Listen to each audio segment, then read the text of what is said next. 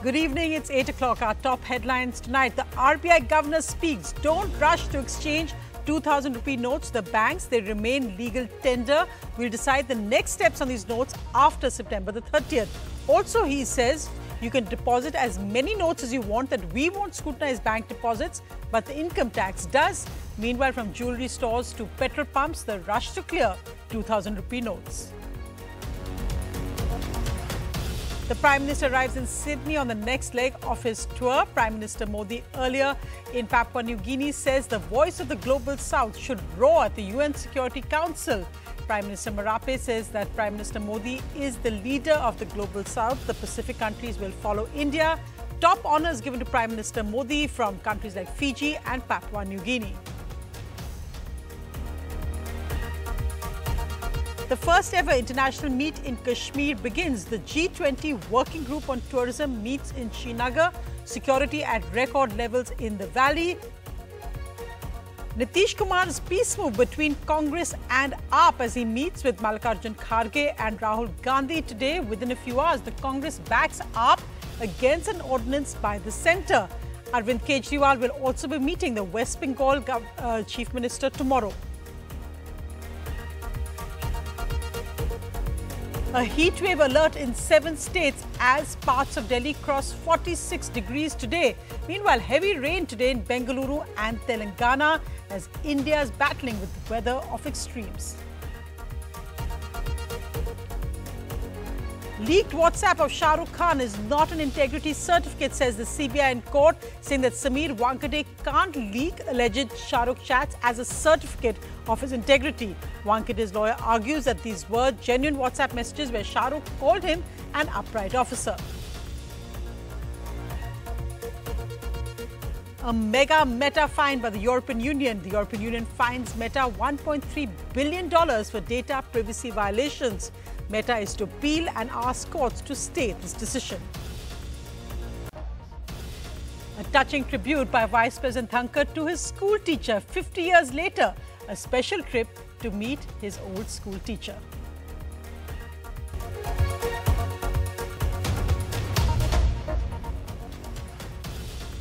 Our lead story tonight, the Reserve Bank of India's Governor Shaktikanta spoke today on all the many questions around the 2,000 rupee note, how to exchange, how many to exchange, and what happens after September the 30th. Here are the big questions and his answers.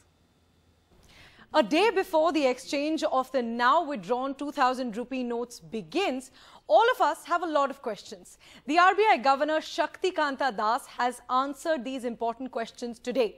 As the Reserve Bank plans to exchange all 214 crore 2,000 rupee notes or get them deposited in banks by the 30th of September, are banks across the country ready for this exchange? Here's what the RBI Governor said. We have more than adequate quantity of notes available, already printed.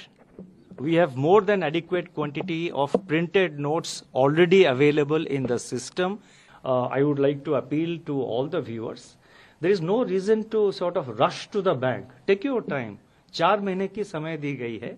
आप आराम से 4 महीने के अंदर जब भी आपको suitable होता है, आप नोट एक्सचेंज करिए. ऐसा नहीं कि आप तुरंत आज ही जाए, कल ही जाए. The RBI governor also answered concerns about what will happen after the September 30 deadline. What if you're unable to exchange your notes in time?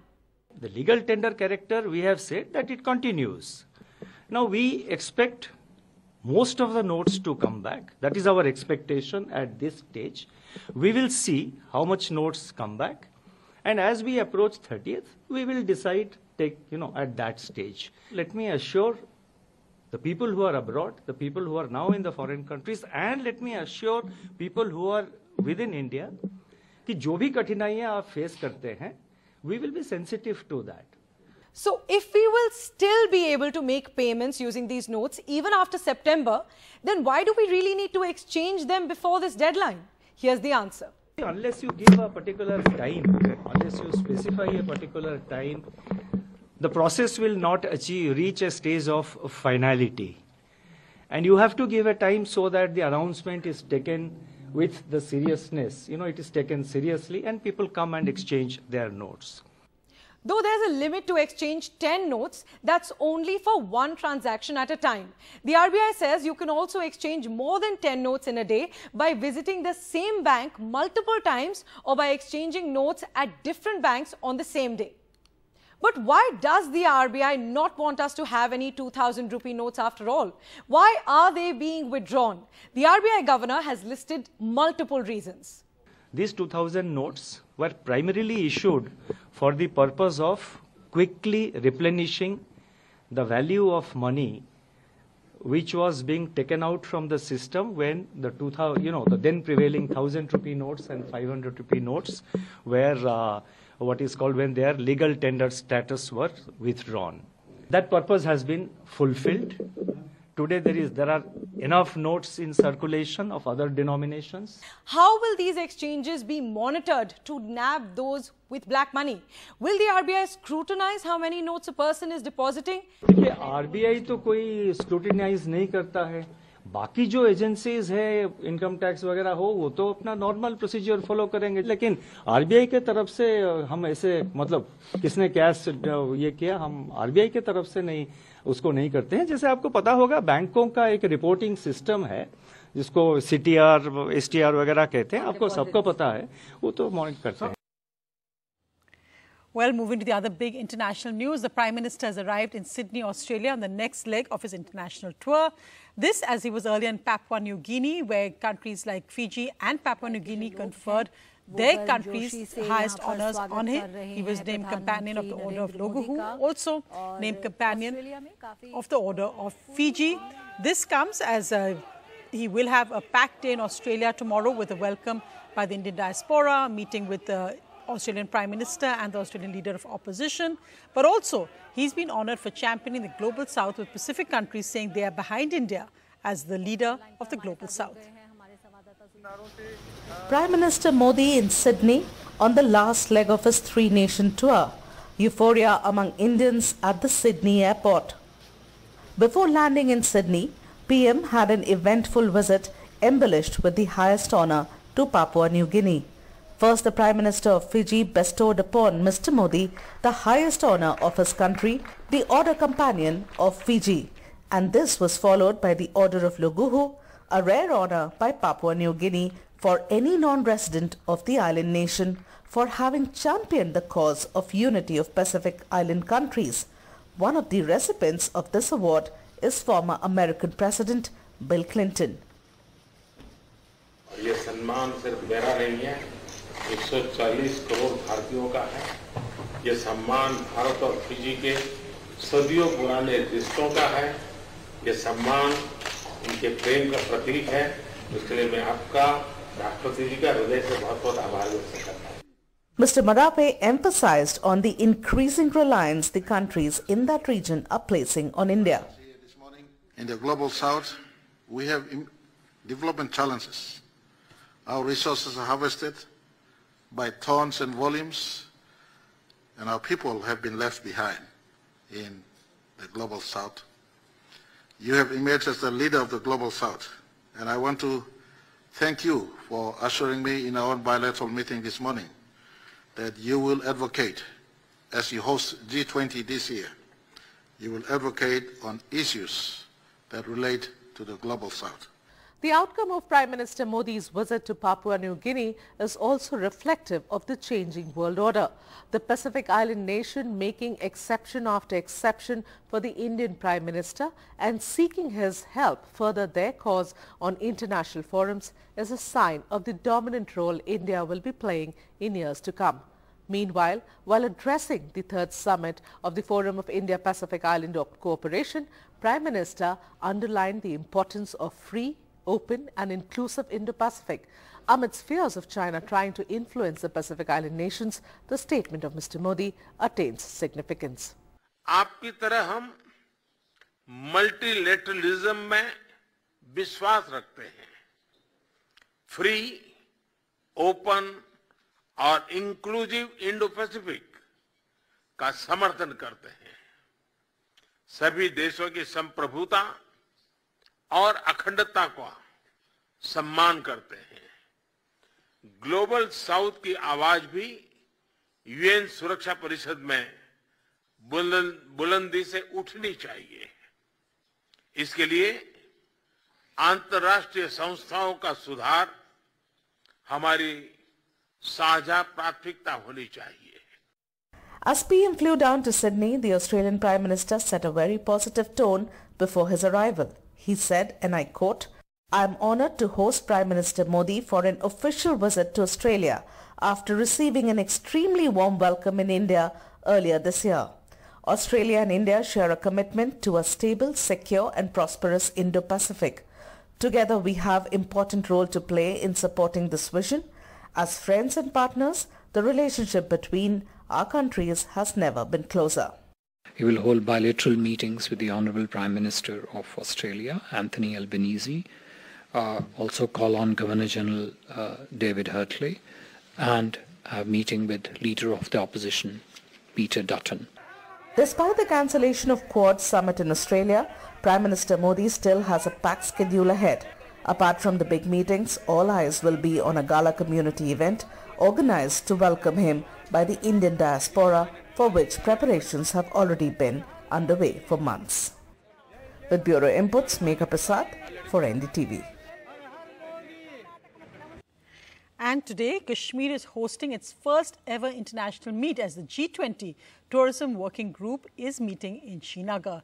Many star attractions here, but a highlight was superstar Ram Charan. Natu Natu in Srinagar.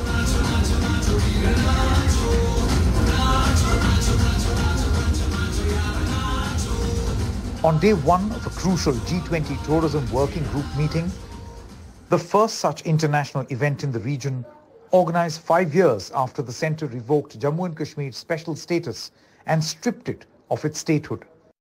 I love Kashmir. It is such a beautiful place. It is the best place they chose to have the G20 for the tourism. Government of India committed to working with all the G20 countries, invited countries, and all international organizations to promote a sustainable tourism and sustainable practice. The government has said holding the G20 meeting in the valley is a sign of changing times in Kashmir. The city is under an unprecedented security blanket, with Marine commandos and troops from the elite National Security Guard deployed as part of the ground-to-air security cover. While China boycotted the event and a few other countries did not register for the meeting, officials say the meeting received highest participation. 60 delegates from the G20 and other special invitee countries in attendance. The event will be a big boost to tourism in the area, already seeing record numbers in the last few years. In the midst of all these crises, India sees G20 as an opportunity, and as our Honorable Prime Minister has said, that India's G20 presidency will be inclusive, will be very decisive, and will be action-oriented. The 3-day G20 meeting has started in Srinagar amid tight security. Today's session was about promoting film tourism, ironically in a place where cinemas have been shed due to militancy for the last 3 decades. While China has opposed and boycotted the meeting, officials say most of the member countries of G20 have participated in Srinagar meeting. In Srinagar, Nazir Masoodi, NDTV. And politics in Delhi, the Bihar Chief Minister Nitish Kumar meeting with Congress President Mallikarjun Kharge and Congress leader Rahul Gandhi today in New Delhi. The meeting was for Nitish Kumar, who's acting as an interlocutor for larger opposition unity, to discuss a larger opposition alliance meeting soon. But one concrete outcome of that meeting seems to be the Congress willing to extend support to AAP, against whom it has been a traditional rival, especially in Delhi and Punjab. So extending support to AAP against the centre's ordinance regarding Delhi. So the Congress likely to back the Aam Aadmi Party. Tomorrow, Arvind Kejriwal will also be meeting with West Bengal Chief Minister Mamata Banerjee for support against this ordinance. Opposition party meeting will be held and the date will be decided within 1 or 2 days. Date and place will be inform you within 1 or 2 days. How many parties will participate, sir? How many parties you are expecting to participate in that meeting? Majority, vast majority of the party will attend. The other big headline tonight is the heat wave alert across parts of India. 7 states are currently on heat wave alert, with it getting hotter, as you can see, in various states, including Gujarat, Maharashtra, Delhi, Haryana, Uttar Pradesh as well. In Delhi, there's a yellow warning for heat, with the one part of Delhi, Najafgarh, crossing 46 degrees today. However, there is thunderstorms predicted in Delhi and other parts of North India. Also being predicted in Assam. Already there's heavy rain in Bengaluru and parts of Telangana today.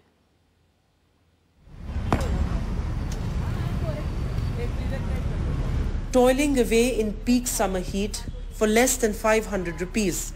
As Delhi records its hottest day this summer, the most vulnerable are daily wage labourers slogging in the sun. अब वो ऐसा होता है sir, कभी-कभी छुट्टी कर लेते हैं महीने में 1-2 बार, लेकिन इससे ज़्यादा अगर कम करेंगे नहीं तो खाएंगे क्या?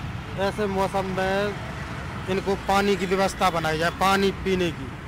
यहाँ पर क्या है कि जो एरिया ऐसा है कि पानी पीने के लिए नहीं मिलता है, मजदूरी करना है, फिर भी पानी गर्म भी पी रहे हैं, ये सब बातें ऐसा है। A heat wave alert in 7 states. As cities across India record maximum temperatures several notches above normal. The hot and dry loo winds blowing over North India are adding to the discomfort. But the weatherman says that rain is likely to bring some relief from the intense heat in the next couple of days. We are already seeing moisture incursion, temperature fall slightly over Rajasthan. We are expecting severe thunderstorms to start from tomorrow, especially over Jammu and Kashmir, Himachal Pradesh, Uttarakhand. We are expecting cloud cover, so the entire heat wave will decrease and only it will persist over Jharkhand. With the rising mercury, India is failing to meet its power demand, with the peak power demand breaching the 200 gigawatts mark. Power outages are also on the rise, with data showing that nearly 80% Indians are seeing power cuts almost every day. This, a chilled glass of lemonade, is all you need when you're working out in the open like me, especially given the advisories against heat strokes. But there's an untold story about India's summer nightmare, and that is climate change driving heat waves in India. As per studies, heat waves have become 30% more likely because of the impact of climate change, and that is a big worry. In New Delhi with camera person Gauri Prasad, Vedant for NDTV. So thunderstorms tomorrow likely to bring down the heat, says the Met Department. But the other story we are tracking today, the CBI told a Mumbai court that leaked WhatsApp chats of Shahrukh Khan by Sameer Wankhede, the controversial narcotics ex-officer who's currently facing CBI charges, is not an integrity certificate. The CBI said Sameer Wankhede can't leak these chats in his defence. On Monday, the Bombay High Court, while giving relief to former NCB zonal officer Sameer Wankhede, stayed his arrest till June 8th. Wankhede was also reprimanded for the leak of chats between Shahrukh Khan and him. Arguing in the Bombay High Court, the CBI said Sameer Wankhede deliberately leaked Shahrukh Khan's chats to a section of the media, that this may affect the investigation of the case. Also, by staying outside, Wankhede can influence the investigation and tamper with the evidence.